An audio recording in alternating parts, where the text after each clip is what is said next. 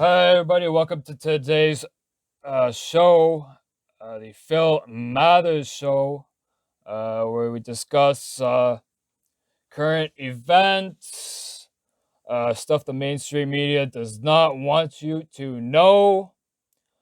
We also discuss sports, weather, other news, and I'll have some funny news about a bear. In the bottom of the showtime here.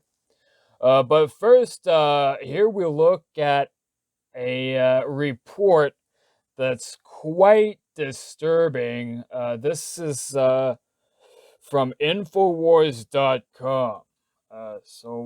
We'll take a look at that, but first I'll just play some music and All I ever wanted was you, but you left me alone inside these empty, broken walls. And I can't see it clearly, but it's obvious. I know that you left me alone inside this empty, broken hall. And now you'll be the reason why my soul is tainted.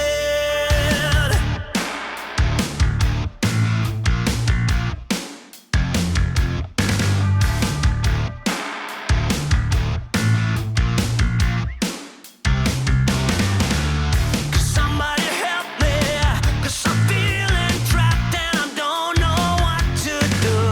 There's no one to save me from this hurt I feel deep within my bones. Did you ever think of me and see the things I did? Sold my soul and everything, I was to the lowest bid.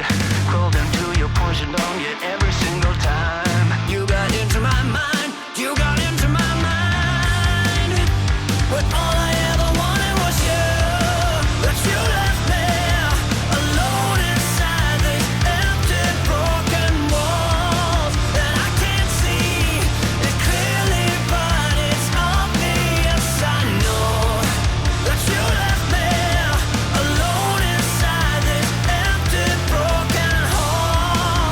And now you'll be the reason why my soul is tainted. So how can I fix this? 'Cause I need to stop the aching in my head. My heart is breaking. Yeah, I'm tired of being stuck in the past. Did you ever think of me and see the things I did? Sold my soul and everything, I was to the lowest bid. Crawled into your poison dome, yet every single time you got into my mind, you got into my mind. But all I ever wanted was you. But you left me alone inside these empty, broken walls. And I can't see it clearly, but it's obvious. I know that you left me alone inside this empty, broken hall. And now you'll be the reason why my soul is tainted. The reason why my soul is tainted. You're the reason why my soul is tainted. You're the reason why my soul is tainted. You're the reason why my soul is tainted.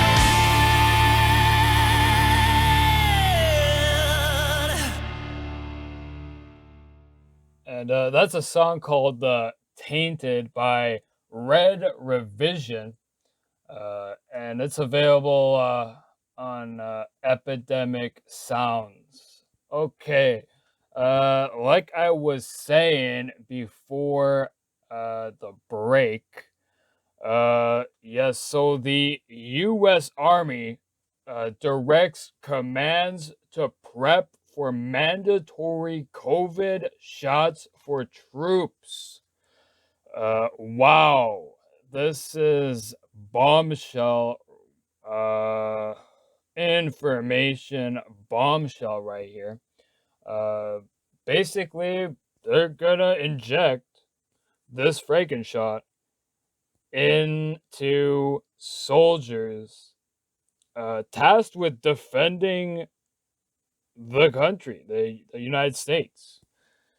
I mean, I might not agree with all they do, but I don't want them to be keeling over dead because of this Frankenshot. This is sick. Absolutely sick. Wow. Okay, let's read on. The U.S. Army is preparing to enforce mandatory coronavirus vaccinations for service members from the beginning of September, according to an Army Times report. The report published Saturday notes the Army has directed commands to prepare to administer mandatory COVID vaccines as early as September 1st. Remember that day, guys, if this goes through, pending full Food and Drug Administration licensure, which I'm sure at 100% under Sleepy Joe Biden, this will pass.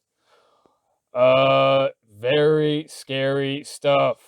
Um, the directive came from an execute order. Execute order. Sounds like that, execute order 66, from something like from Star Wars, by Department of the Army Health Headquarters. The report adds an update to a purported leaked military directive says that commands will be prepared to provide a back brief on service member vaccination status and way ahead for completion once the vaccine is mandated. Both the Army and the DoD have denied that there are plans for mandatory vaccinations. Yeah, we're gonna. Okay, guys, there's nothing to see here. Just move along. Just. There's nothing in the works here, guys. It's all good. Nothing's going on. Okay, don't worry. Army spokesperson Major Jackie Wren stalled that as a matter of policy, we do not comment on leaked documents. The vaccine continues to be voluntary. Yes. If we are directed by DoD to change our posture, we are prepared to do so. Wren added. The military is experiencing vaccine hesitancy. No shit. Just as in the greater population. This is sure to continue with new research linking heart issues and chest pains in soldiers to mRNA vaccines. The latest study published in JAMA's Cardiology Journal on Tuesday showed that 23 male soldiers, including 22 who were deemed previously healthy between the ages of 20 and 51, presented acute onset of marked chest pain within 4 days. 4 days, guys, of receiving their second dose. Wow. Patients who sought care for chest pain in the military healthcare system following COVID-19 vaccination and were subsequently diagnosed with clinical myocarditis were included in the case study. Wow. So basically your chest just inflames. It's safe, it's all great. It's cool. Cool, the little card they give you, and yeah, woohoo, I'm vaccinated, yeah. Oh, wow. It's so sick, guys. It is so sick. It's also saying here in the UK, soldiers have been warned that if they decline the vaccine, they will face punishment and re-education. Wow, what a great thing. Wow, incredible.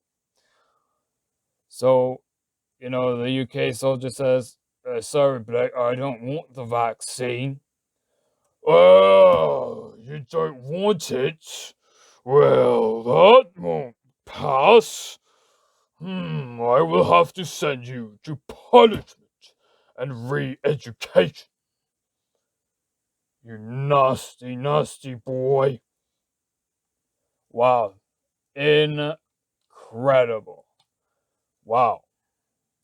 Okay, we're going to move on to some other news relating to this. Wow. Okay, and this also from InfoWars, but it was published by RT, which is Russia Today.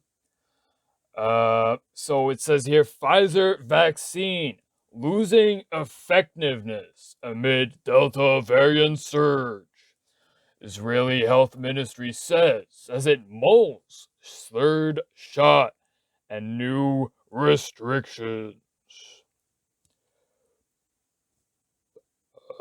Pfizer's coronavirus vaccine has dropped to 64% effectiveness in preventing infection amid the spread of the Delta variant in Israel. Yeah, because it doesn't work for the shit.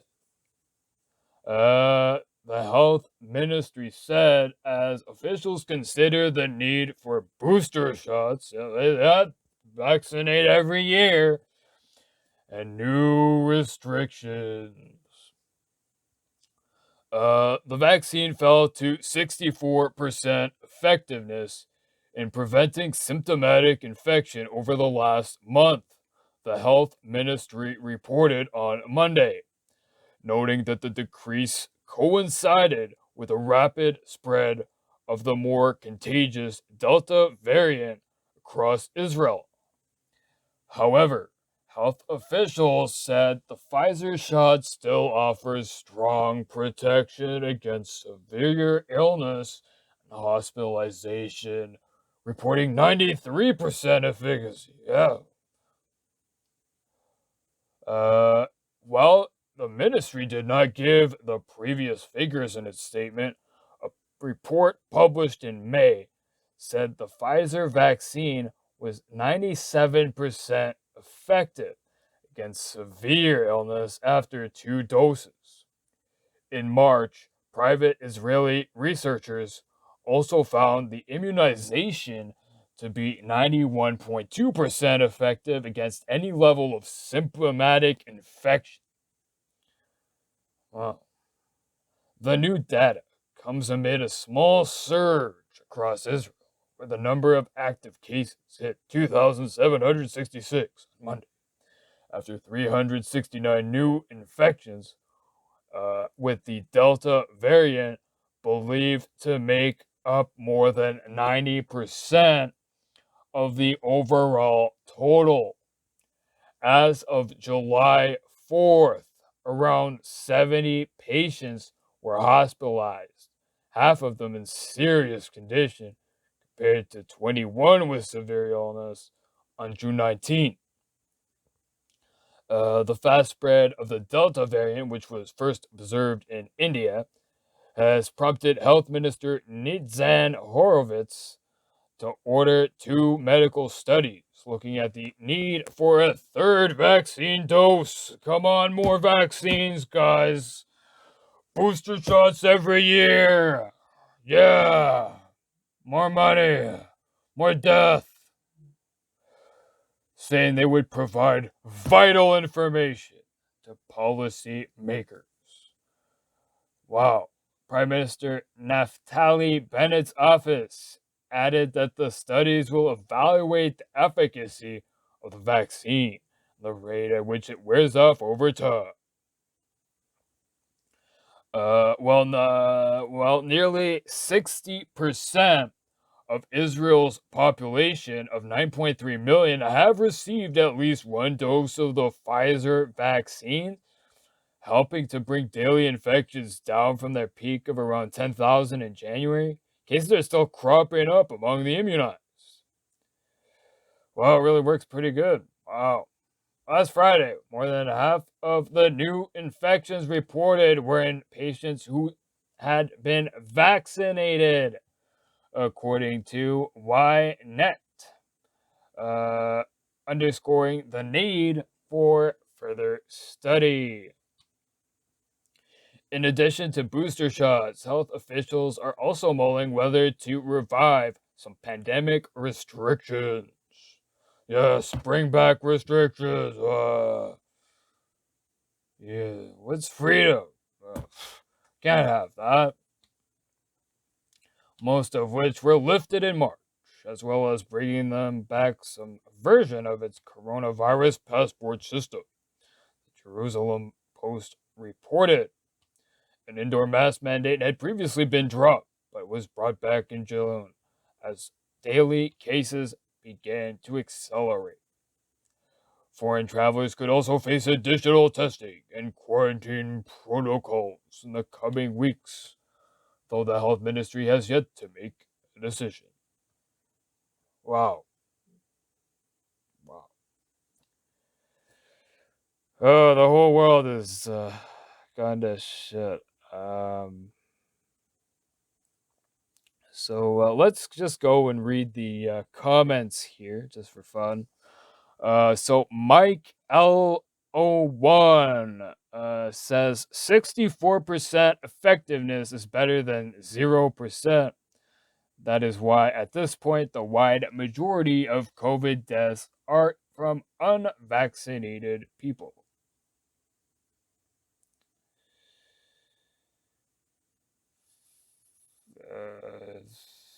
I don't know about that. Me Hung Lo says all BS numbers. They left out the most important number. 99.99% of people survive this cold virus. Yes. Andrew James says nobody has a sample of the bug, not even the CDC. So how on earth did the genius ascertain that there is a variant of it? Vax people are idiots. Yeah.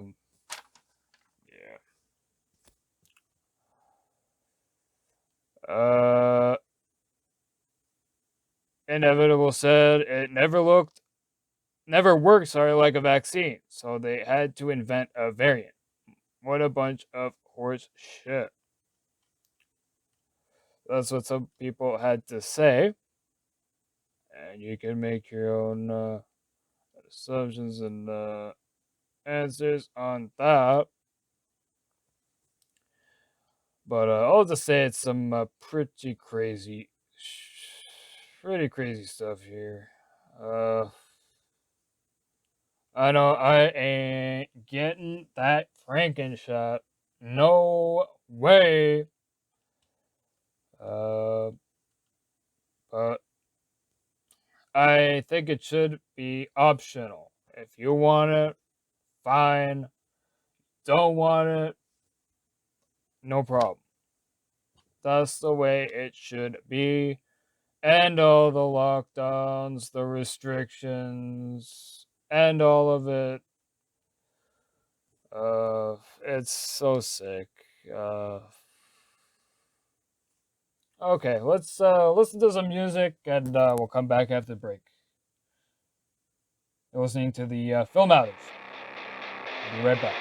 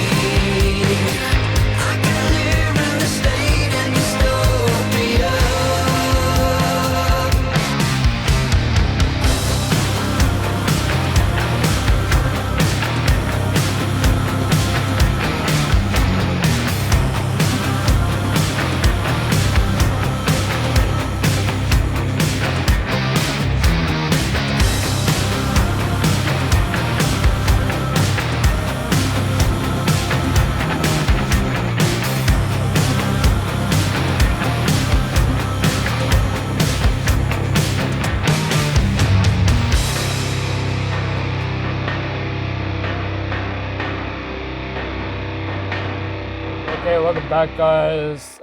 So that was State of Dystopia by of Men and Wolves.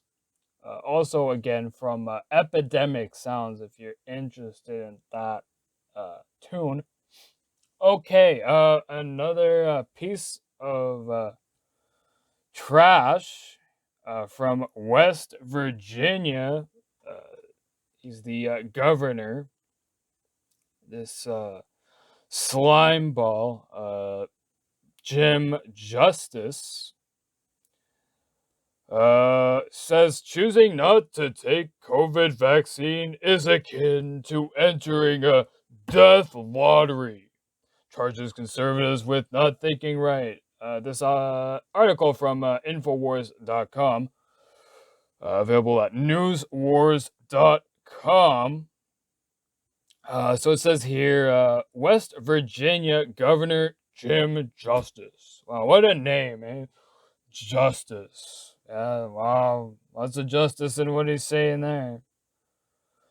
Declared Monday that anyone who chooses not to take the COVID vaccination is entering themselves into a death lottery. Actually, I think it's the other way around, but leave it at that. During an interview with ABC's Martha Raddatz, Justice announced that his state will be giving away free gifts. Oh, yeah, get the shot, and you'll get a nice little gift. Yeah, well, it eats away at all your brain and your organs, but don't worry, you'll have a nice gift. I don't know what the gift is. I don't know, maybe to this sick fuck, it's probably death. That's it's probably he probably gets off on that. Probably loves that. Let's read on. He then used the lottery analogy to criticize those who chose to remain unvaccinated. You know, the red states probably have a lot of people that, are very, very conservative in their thinking. And they think, well, I don't have to do that. But they're not thinking right, Justice proclaimed. He continued, when it really boils right down to it, they're in a lottery to themselves. You know, we have a lottery, you know, the things like Sleepy Joe says, if you're vaccinated, we're going to give you stuff. I'm going to give you stuff. Yeah, more mass death. Well, you've got another lottery going on, and it's the death lottery. Yeah. Wow. Well, I think the death lottery is one that the people who get this shot play. They just enter their name in it. Yeah.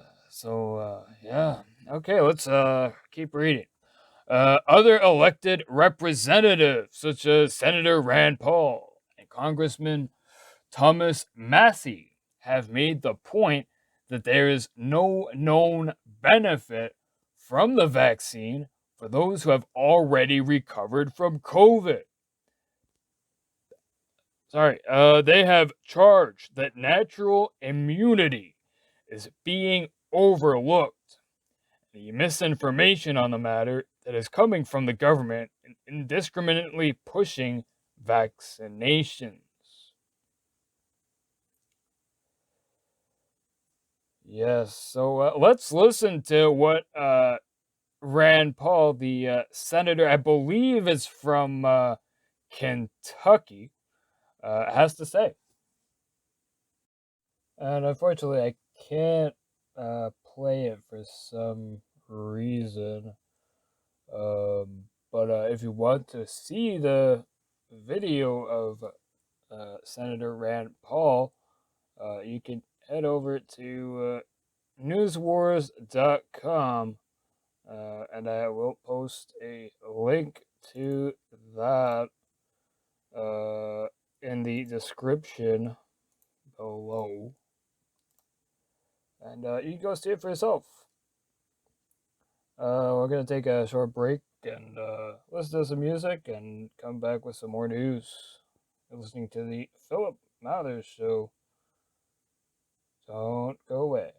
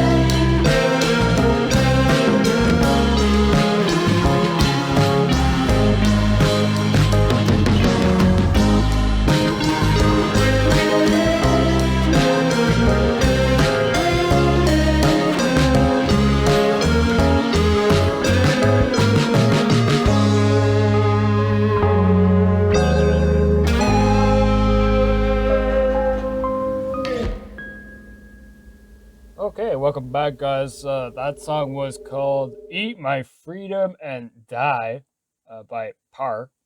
Again, from Epidemic Sounds, if you're interested in that song.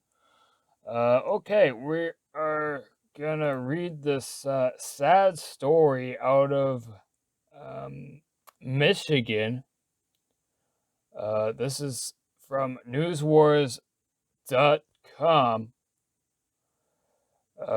Boy 13 dies in sleep 3 days after second dose of Pfizer COVID vaccine. Wow. Another victim, senseless victim of this Frankenshot. Uh, my deepest sympathies to the family of this kid, who was basically murdered by um, Fauci and Gates and all the other lunatics. Boy who was otherwise healthy and had no previous known underlying health conditions complained of fatigue and fever days prior to his death.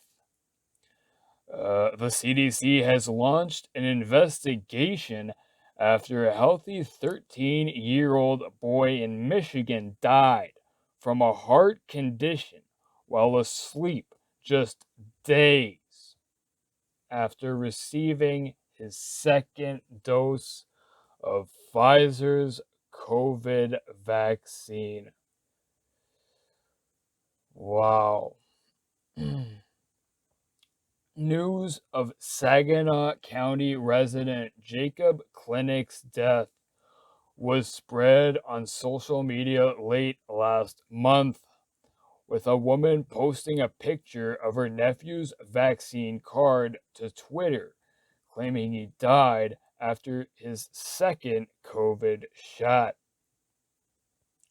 The initial autopsy results done Friday were that his heart was enlarged. There was some fluid surrounding it. He had no known health problems. Was on no medications, Tammy Baragas wrote.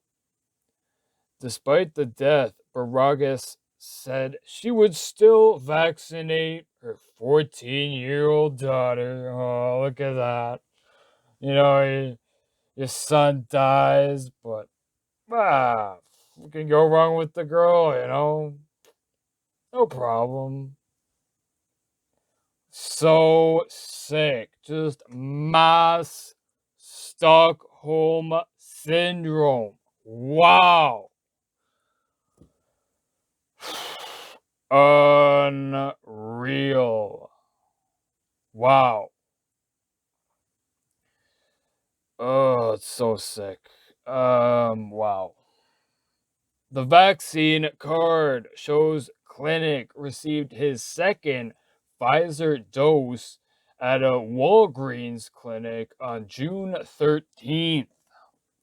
According to family members, the boy, who was otherwise healthy and had no previous known underlying health conditions, complained of fatigue and fever days prior to his death.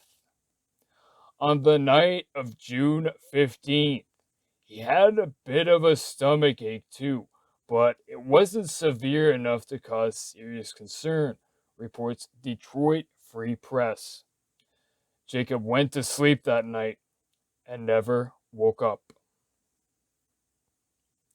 The county health department announced it would launch a joint investigation into the CDC, um, into Clinic's death, while continuing to recommend vaccination. Yep, just it's all good. Keep getting the Franken shots. All good. All safe.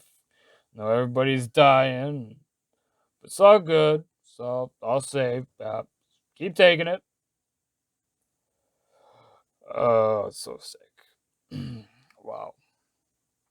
The investigation as to whether there is a correlation between his death and vaccination is now at the federal level with CDC.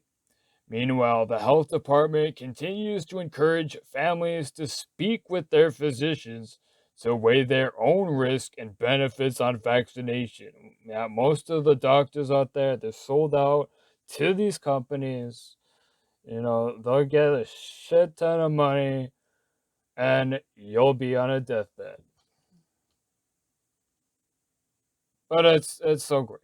you'll get a nice little card, And oh yeah, and you'll get a gift if a free donut or you know, yeah, all your body's organs are shutting down.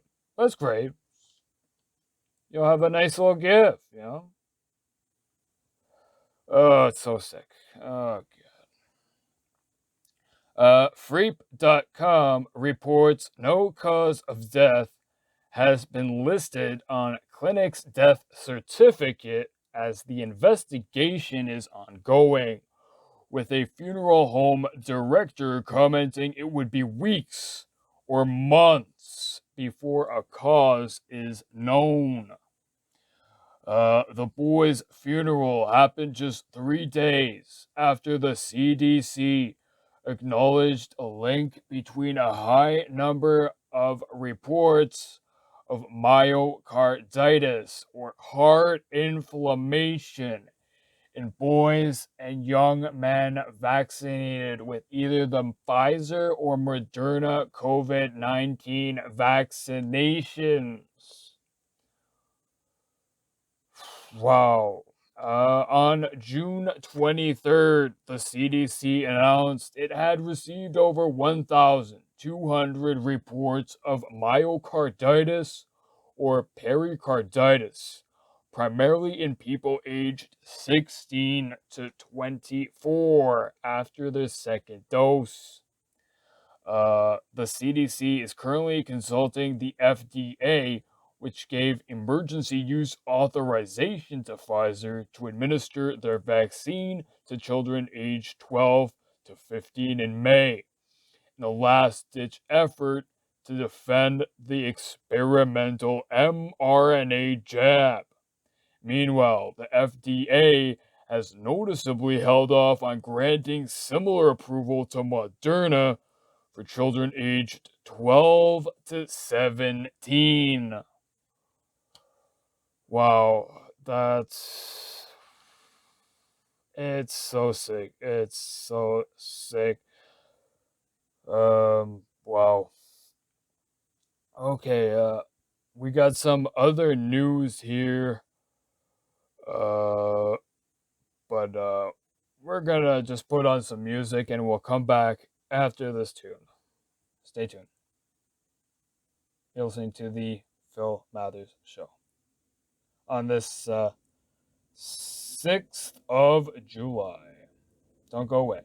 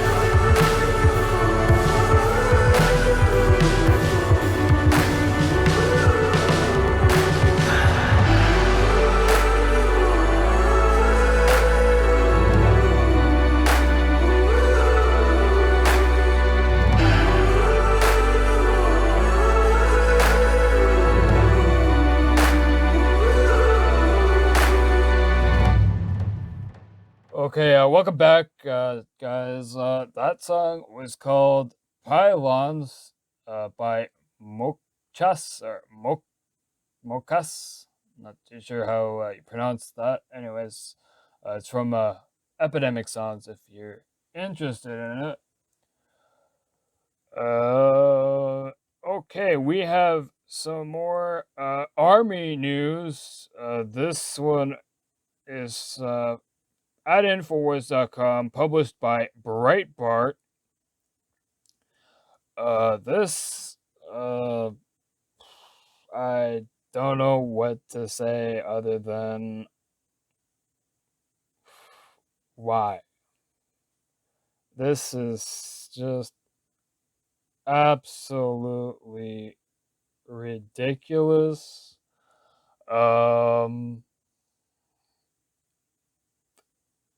Okay, so army video of soldiers marching in cadence with masks draws criticism.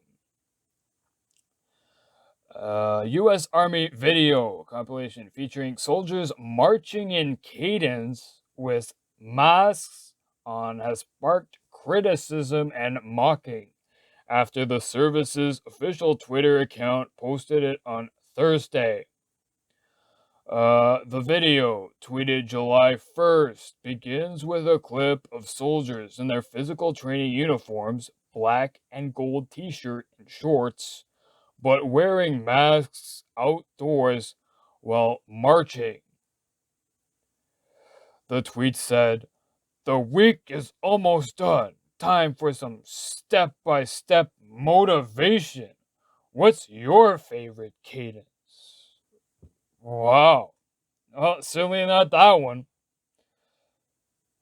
So let's check out this video. It's the weirdest thing I think I've ever seen in my life. It's so pathetic. Pathetic. Your mama was home when you left. You're right. Your daddy was home when you left. You're right. Your brother was home when you left. You're right. Your sister was home when you left. You're right. Your cat was home when you left. You're right. Your dog was home when you left. You're right. Your mama, your brother, your daddy, your brother, your sister, your cat, dog was home when you left. You're right. And that's the reason you left. You're right. I left my home. I left my home. To join the army. To join the army. I left my home. I left my home. To join the army. To join the army. The day I left. The day I left. My mama cried. My mama cried. She thought that I would surely die. I would surely die. Remember MLK. Remember MLK. He tried to lead the way. He tried to lead the way. But he was shot one day. But he was shot one day. In the early morning. In the early morning. It's alright, it's alright. It's alright, it's alright. It's alright, it's okay. It's alright, it's okay. I've seen better days. I've seen better days. Hey, hey, hey, hey, yeah, yeah. Hey, yeah, yeah. Remember JFK. Remember JFK. He tried to lead the way. He tried to lead the way. But he was shot one day. But he was shot one day. In the early morning. In the early morning. It's alright, it's alright. It's alright, it's alright. It's alright, it's okay. It's alright, it's okay. I've seen better days. I've seen better days. Hey, hey, hey. That is just absolutely crazy. Oh, it's just I don't even know what to say. It's ridiculous. It's what a joke.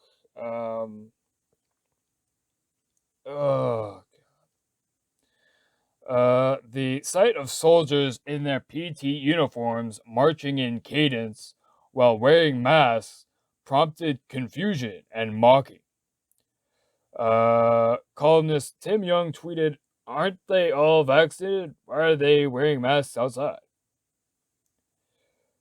Uh, Kurt Schlichter says, "I don't know, but I've been told the Army's a disaster since it went woke." Yes, indeed. The military isn't what you think it is, says Elijah Schaffer. Yeah, uh, it's,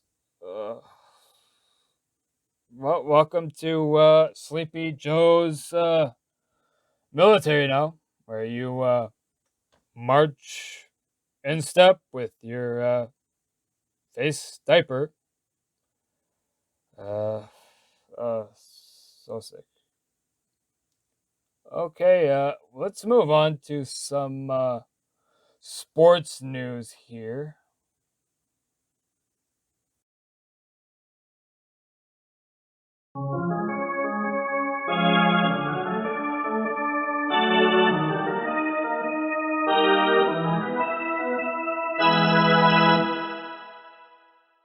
Okay, and now looking at sports. Yesterday, wow, what a game, guys! Between the Montreal Canadiens and the Tampa Bay Lightning. It was a nail biter, guys. I don't know if you watched it, but I did, and wow, what a great game. Um, right when I thought, man, this thing is over, uh,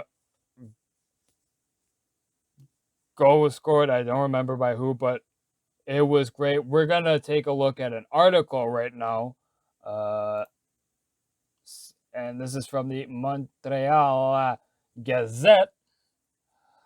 Uh, so it says Habs playoff run comes down to the penalty kill, OT, and a little soul. As it has been from the start, it was a team effort. It had to be.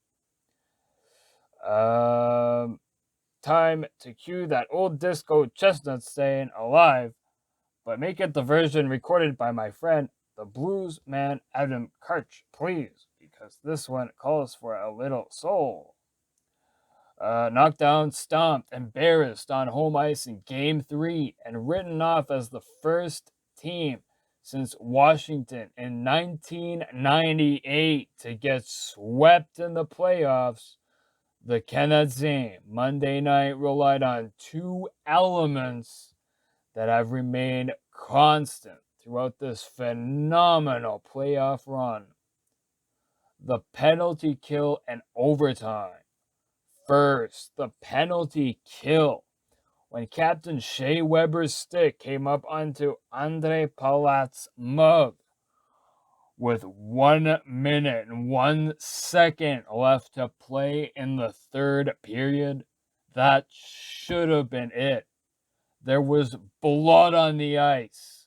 Weber drew a double minor, handing the powerful Tampa Bay Lightning a 4-minute power play.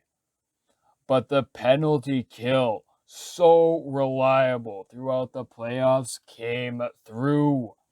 Weber, as physically dominant as we ever have seen him, went through the agonies of the damned in the penalty box as he waited for his teammates to get him off the hook for what would have been an excruciating loss.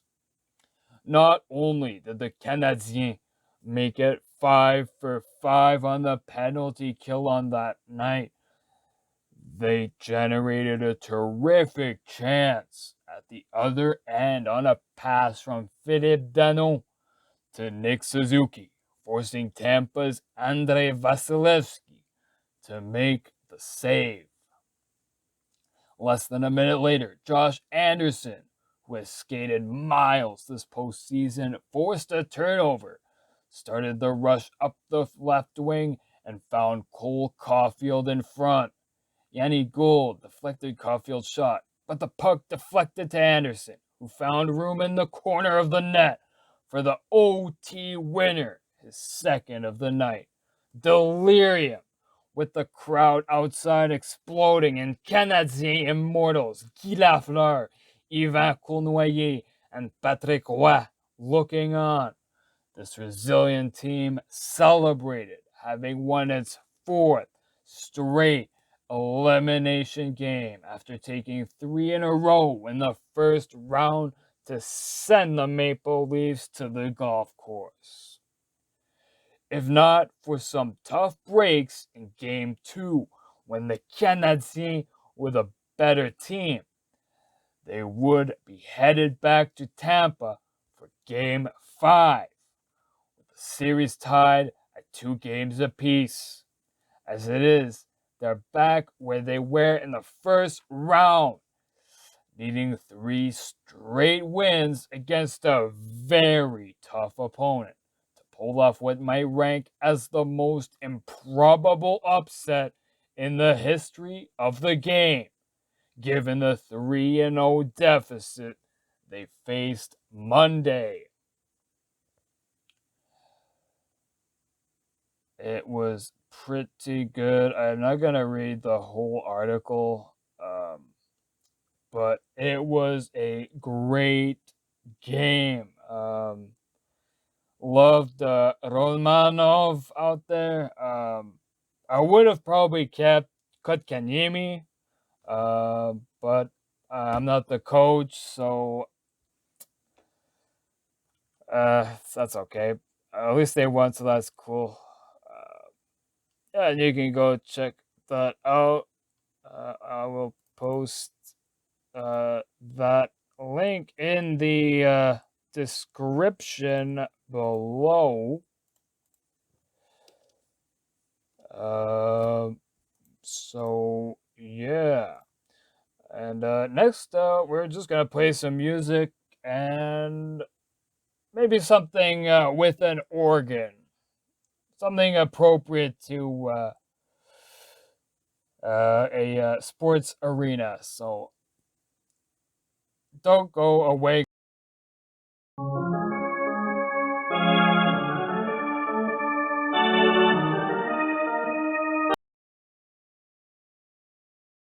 Oh, some good old little bit of organ there. Not too long. Just a hockey organ. Pretty appropriate. Okay, now moving on to today's weather news. And it's gonna be a scorching month of July, according to the Weather Network across Canada.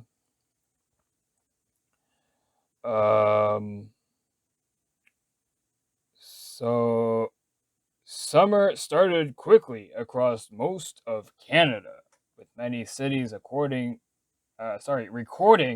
their hottest June on record, including Edmonton, Montreal, Abbotsford, and Victoria.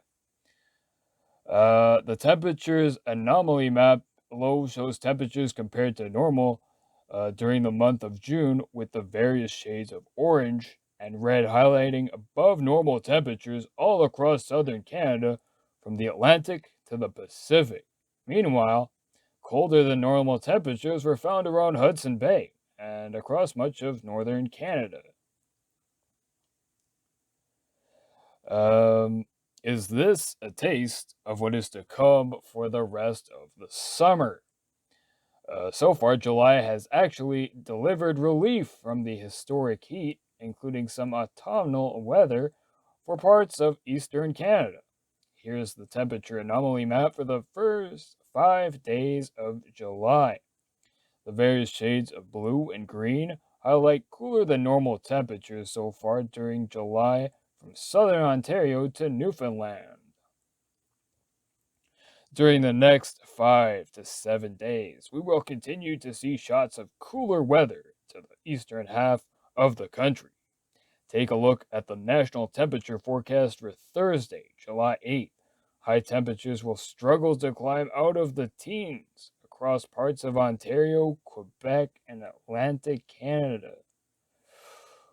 Wow. So for Thursday, which is to day after tomorrow, 27 up here where I live in Yellowknife, 17 in Whitehorse, Edmonton at 28, 22 in Calgary, 20 in Vancouver, Regina with thunderstorms possibly at 25 degrees, Winnipeg at 26, with sunny skies with some clouds, Thunder Bay at 22 with nice sunny skies, Ottawa 19 with rain, same rain in Toronto, but they have 23 degrees. Montreal at 21 with some rain. 20 degrees in Halifax. 16 in St. John's, Newfoundland. 13 degrees in Labrador City. And 8 degrees in Iqaluit. However, summer certainly is not over across these regions. As we look ahead to the second half of July, we expect that above normal temperatures will dominate once again across most of southern Canada. However, we do not expect relentless heat, and shots of cooler weather will break up the heat at times. Yeah. The most consistent heat is expected across Western Canada, where wildfire conditions will continue to worsen, and smoke will have an increasing impact on air quality. The combination of warm and dry conditions are also expected to have an impact on agriculture across the prairies. That is going to mean your frosted flakes, guys, are gonna go up in price even more. Atlantic Canada, warm and humid pattern returns, stormy at times. After a chilly start to the month, we expect that a warmer than normal pattern will return to the region. The warm and humid pattern will also lead to the threat for thunderstorms at times, especially across the Maritimes. Also, we will continue to closely watch the tropics as a very busy hurricane season is underway. The remnants of Tropical Storm Elsa will track across the region this weekend with locally heavy rain. We will likely hear from the tropics again before the season is over. Ontario and Quebec. Heat returns, occasional storms. The first half of July will continue to bring a lack of consistent heat, with a few shots of cooler weather and numerous threats for thunderstorms. However, mid and late July should bring more consistent heat to the region. We do not expect a prolonged period of relentless heat, but rather just enough heat to tip the final numbers to the warm side of seasonal. Occasional thunderstorms will continue to bring much needed rain to southern Ontario and southern Quebec. However, wildfires will continue to be a major concern across northern Ontario, especially northwestern Ontario, and the smoke from these fires will often be seen elsewhere across the province and beyond. Prairies, hot weather dominates, increasing drought concerns. Like I said, guys, watch out for this. Your frosted flakes, your food is just gonna skyrocket at extreme levels, okay? It says here late May and the first half of June finally brought temporary relief from the prolonged drought conditions across the southern prairies. However, drought concerns have returned due to the recent record heat and the return to a drier pattern.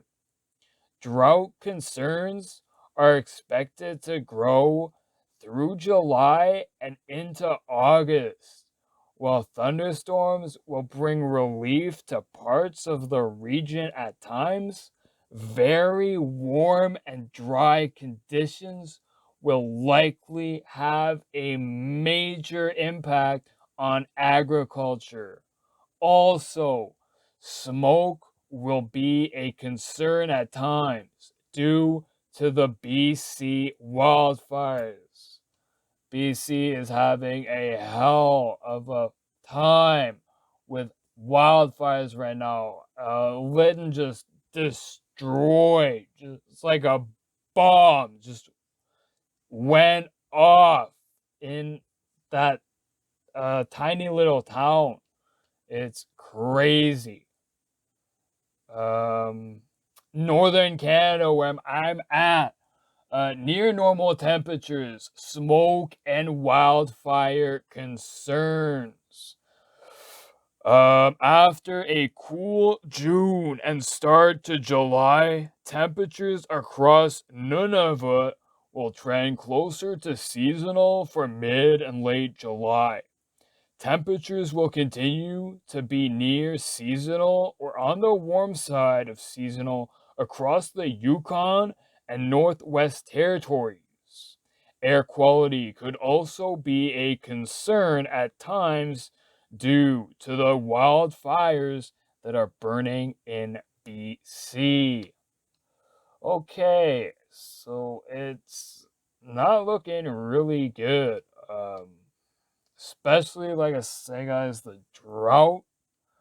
Um, that is really, really bad. Um, your food is gonna go skyrocketing in price, guys. Uh, it's not looking pretty. Even our neighbors to the south in the U.S. are having really bad times with droughts. Hopefully, it corrects itself, but it is not looking good. So we'll keep that in mind. Looking at our weather right now, um, 9. I'll just reload the page here. So 9 degrees in Nome, Alaska, with some light rain. Bethel, Alaska at 9 degrees Celsius, with nice sunny skies and some clouds. Fairbanks at 17, with sunny skies and cloud. Anchorage at 12 degrees, with overcast skies. Inuvik, 24, nice and sunny up there. Feels like 26. Colville Lake at 20 with nice clear skies. Feels like 21. Yellowknife, 11 with light rain. And I can confirm that by looking out my window.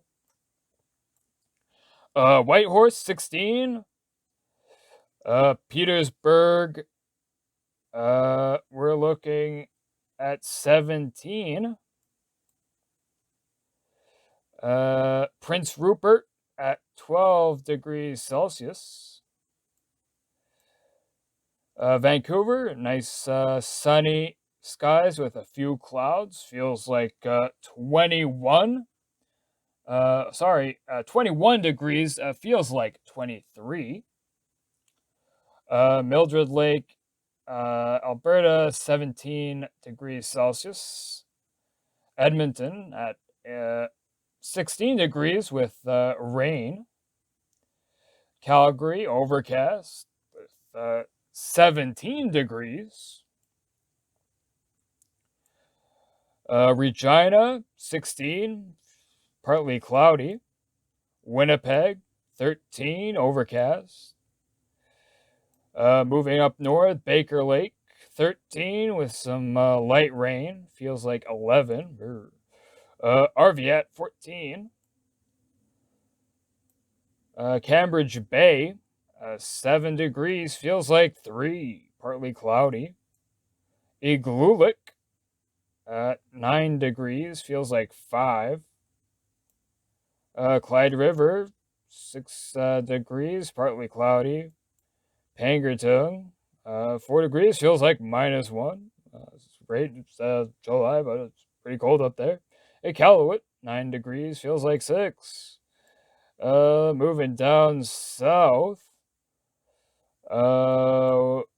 In Port-Vernitok, Quebec, 8 degrees, feels like 4.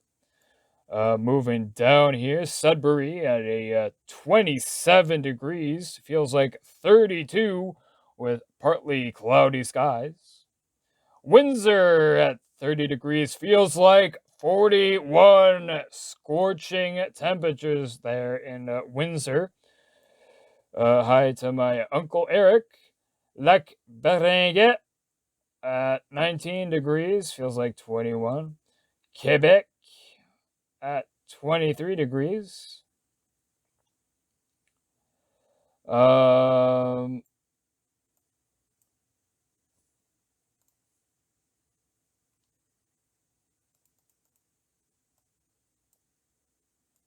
Montreal, 24 degrees. Barrie at 27, partly cloudy skies. And moving eastward now.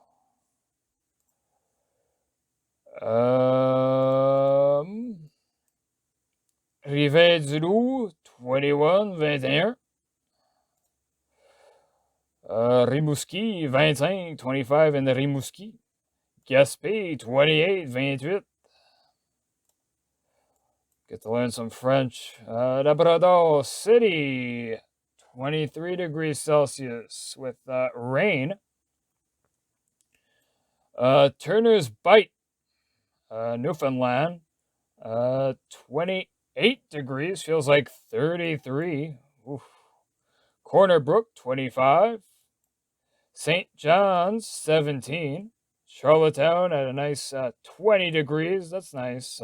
Partly cloudy there. Halifax at 17 degrees Celsius. So looking good across the country temperature-wise. Moving down to our friends under the Star-Spangled Banner in New York. New York. It is 33, feels like 37 with clear skies. Nice and sunny in New York. Washington, D.C., where the swamp creatures love to roam. It is 32, feels like 38 with a few clouds. Atlanta, Georgia, overcast, 29, feels like 30. Ooh, pretty hot there. Jacksonville, Florida, 29, feels like 34. Miami at 29. Minneapolis, 26, mostly cloudy. Kansas City, got a few clouds there. Nice 29 degrees Celsius, feels like 30. Ooh. Wichita at 27, feels like 28 with nice clear skies. Denver, Colorado at 24 with a few clouds in the sky. Albuquerque, New Mexico, looking at 25 degrees there. Salt Lake City, 32 with clear skies. Los Angeles, 23. 17 in Portland. So, and in Houston, you have 26, mostly cloudy. And looking down into the Mexico now, Monterrey, 26. Guadalajara at 25. Guatemala, 24. Looks nice and sunny there. Havana, Cuba, 25.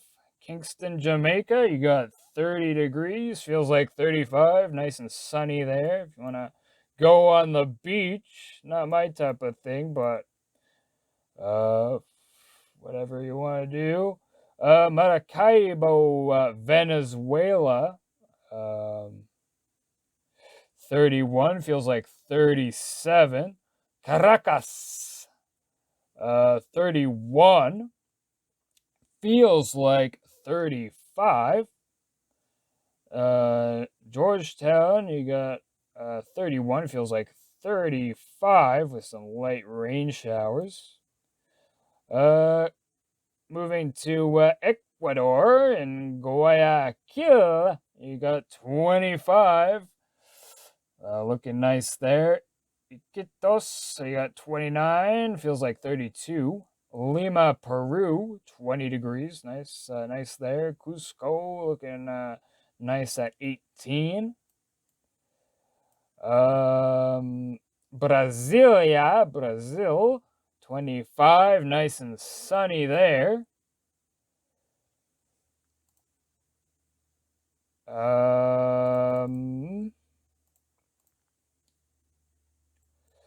Sao Paulo, at 17. Nice, nice there. Rio de Janeiro at 21. Asuncion at 28. Montevideo at 17. Want to take a nice sunny trip down there. Buenos Aires at 13. That's kind of cool. And yeah, that's your Caribbean forecast. Now moving on to Europe. In Portugal, you got 22 degrees. Nice, nice and sunny there. 21 in Madrid. Paris, 22. London, England, 18. With a few clouds and sun. Dublin, 15. Light rain showers. Aberdeen, 14. Feels like 12.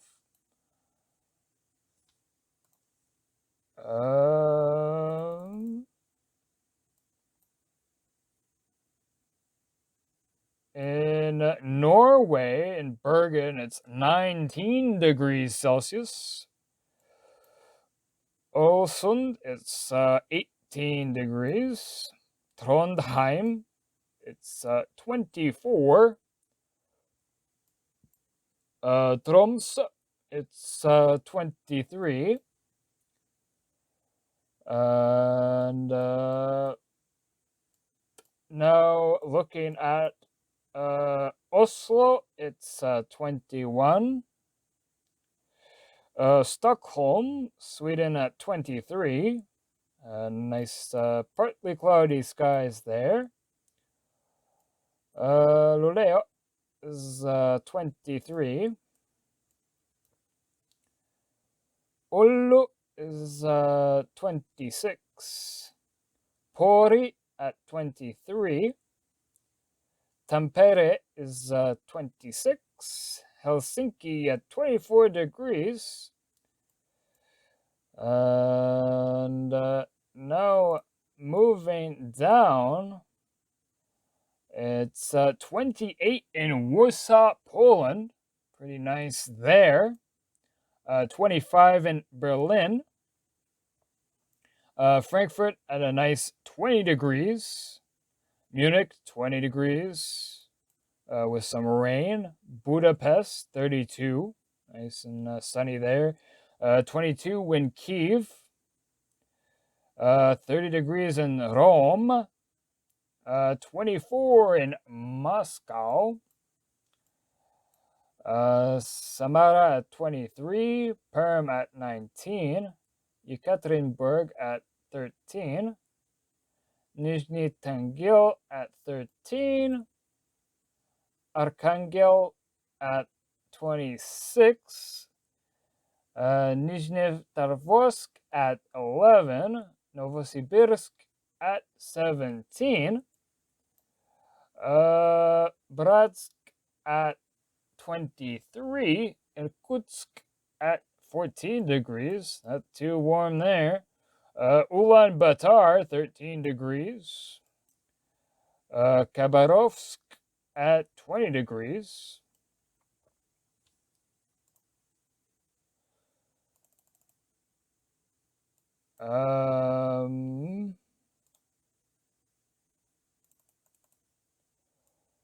Moving on.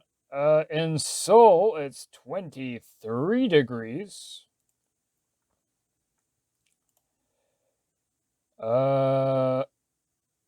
Tokyo at 23 with some rain. Sapporo at 17 degrees with some light rain showers there. Shanghai 28. Taipei 28. Hong Kong 28. Feels like 34. That's a pretty hot night. Hanoi 30 degrees. Feels like 34. Bangkok, Thailand at 29. Feels like 35. Looking at the Philippines now, you got 26 in Manila, and Singapore at 26, Kuala Lumpur at 25, and then moving on to Australia, Cairns at 22, Brisbane at 9, few clouds. Sydney at 6, mostly cloudy. Melbourne overcast at 8 degrees. Perth at 14 degrees Celsius. So looking kind of cool down there. And moving on to Africa, Nairobi, it's 17, mostly cloudy. Kigali at 24. Lilongwe at 17. Lusaka at 14. Antananarivo in Madagascar, 14, mostly cloudy. Johannesburg, South Africa at 11 degrees Celsius. Luanda 23. Kinshasa at 27. Lagos 29, feels like 34. Abidjan nice 28 degrees, feels like 32. Bamako in it's 34, feels like 36. Dakar, Senegal at a hot 28 degrees, feels like 33 there. Casablanca at 24. Tripoli at 26, feels like 27. And that's your weather for pretty much the world today. And now coming up next, we're going to have our final segment of the show. I keep talking about the bear. Don't go away.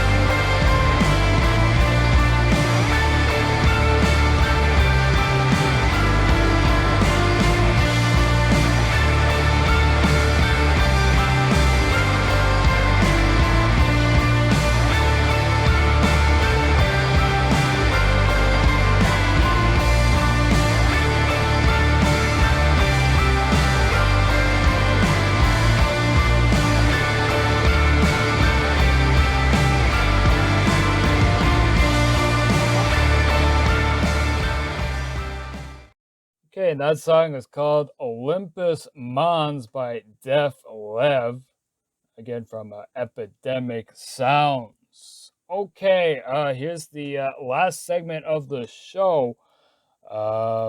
Some funny news out of Colorado, where a bear entered a Colorado home. Only in Colorado today, this birdseed-loving bear in South Boulder wandered right into a home, and the homeowner was inside when that Bruin broke in. Last June, Parks and Wildlife had to euthanize this bear caught lounging on this couch. It wandered into a Colorado Springs home while the homeowner was cooking bacon for breakfast. The bear today crawled in through a window and was able to get out on its own without any trouble. Thankfully, the homeowner is fine. CBS 4's Tori Mason on the story. Tori, neighbors say that bear was looking for food around several homes. Absolutely. Bears need to eat about 20,000 calories a day during the summer to survive the winter. And they're going to get that food the easiest way they can. That could be digging through trash cans, breaking into backyards, or in this homeowner's case, going straight for the pet bowl. We could see it climbing over the fence and then coming over into our yard. A hungry bear spent his morning turning Petersdale Court into a food court. He might have been about 200 pounds. It came through Janice Cohen's yard twice, finding breakfast and lunch. I looked out the window and saw him raiding the bird food feeder. He was eating a tube full of peanuts. After foraging through backyards, this bear decided he'd rather dine in for dinner. I guess I was a bit surprised that he actually went into someone's house. Colorado Parks and Wildlife says the bear entered this home through an open window, devoured the cat food, and left the same way he came in. You hear about it a lot of times more in your mountain towns where a lot of these homes or cabins probably don't have air conditioning. Clay says west of I-25 is typically bear habitat, but some do wander east of the interstate. Gun barrel is getting out a little bit on that edge where maybe your residents don't expect that. CPW can relocate bears, but it's not a fix-all solution. A bear relocated in Boulder last month was killed by a vehicle on its way back to a known area with food. I guess they're hungry for some reason this time of year. Now this bear knows where to eat. So, of course, no one was injured in this incident, luckily, and that cat food eating bear, well, he hasn't been seen since. We're live in Boulder. Tori Mason, covering Colorado First. All right, Tori, thank you. Wow, that's some, I don't think I've ever seen that in my life, but I wouldn't want to come home and find a bear on my couch. No way. Anyways, guys, that's it for today's show. I hope you liked it. And have a good day, good night, wherever you are. And I'll see you tomorrow. And I leave you with this song by Gabriel Kelly called Hard in America. Again, from Epidemic Sounds. Have a good night. This is philippe.mathers signing off.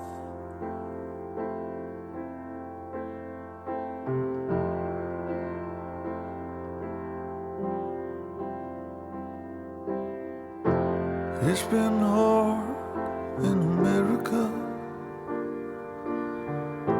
It's been tough feeling sad. It's been hard in America. I never thought it'd get so bad. I wish that I had a big jet plane, fly the tears away.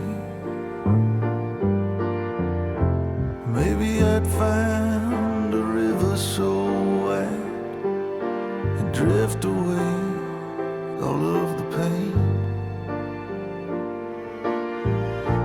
But it seems there's more to do. There's more to love we've yet to find.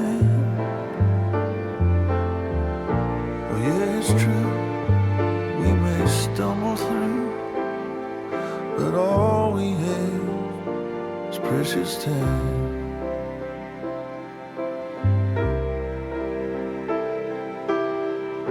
It's hard to see in America, the sand thrown in your eyes. It's hard to speak in America when every word creates divide. But it seems that we're all the same.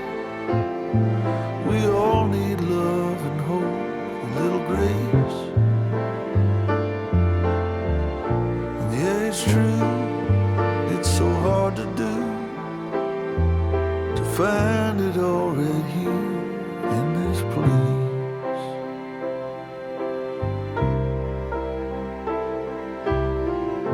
It's hard to rest in America, the weight upon your chest. It's hard to stay here in America when it feels like there's nothing left. There's a reason why we don't give up. There's a future here, my Lord, I pray. And yeah, it's true, if we can make it through all this, we might be better off one day.